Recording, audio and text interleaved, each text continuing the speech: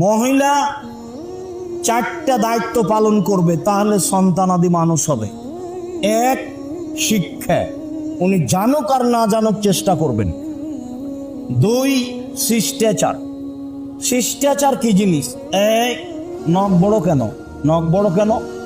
এই মাথার চুল এভাবে খোপা করেছো কেন? ওভাবে খোপা খুলো।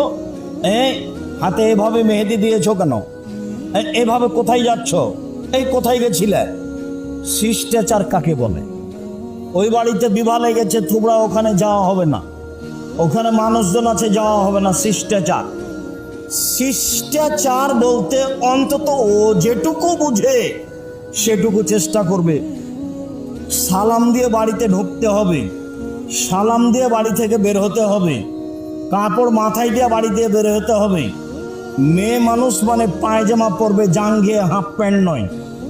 যেদিন হাঁটতে পারে সেদিন থেকে মেয়েটা পায়জামা পরবে, সেদিন থেকে মাথায় একটা স্কার্ফ দিয়ে চলবে।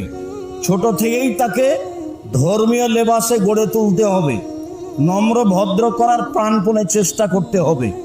মা হিসেবে শিক্ষা ও শিষ্টাচারে সরিষা সম পরিমাণ পিছিয়ে উঠতে পাবে না। ওই যদি উলা ডঙ্গির মতো এইদিকে হাঁটে একবার, ওইদিকে হাঁটে একবার, একবার ইস্টা জালসা দেখে, তো তার মেয়ে কি শিখবে?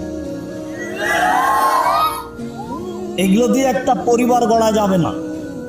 মাকে আগে সুন্দর সংশোধন হতে হবে, তাহলে পরিবার সুন্দর হবে। এক, শিক্ষা। দুই, শিষ্টাচার।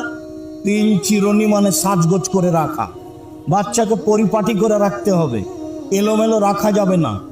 বাচ্চার পায়জামাটা পরিষ্কার নেই, এটা রাখা যাবে না। বাচ্চার গায়ের জামাটা পরিষ্কার নেই, এটা রাখা যাবে না। ঝকঝকে করে পরিষ্কার করে রাখতে হবে, এটা মায়ের জিম্মেদারি। মা যখন জামাটা গায়ে দিবে বাচ্চার, তখন কোন হাত আগে ঢোকাবে?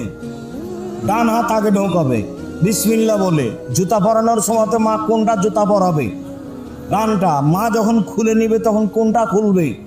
বামটা। মা যখন শুইতে যাবে বিছানে, তখন দরজা বন্ধ করবে বিসমিল্লাহ বলে, জ্বালানা বন্ধ করবে বিসমিল্লাহ বলে। খাদ্যের পাতিল, তরকারির পাতিল, ভাতের পাতিল, আটার পাতিল সব ঢেকে রাখতে হবে। আল্লাহ রাসূল বলছেন কতগুলি বালা মুসিবত রাতে চলে, সেইগুলো খোলা খাদ্যের উপর মধ্যে ঢুকে যায়। সেইগুলি যদি কেউ সকালে খায় তাহলে সে অসুস্থ হয়ে পড়বে।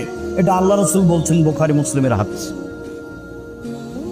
জরুরি বাতি ছাড়া, বাল্ব ছাড়া সব অফ করে শুইতে হবে।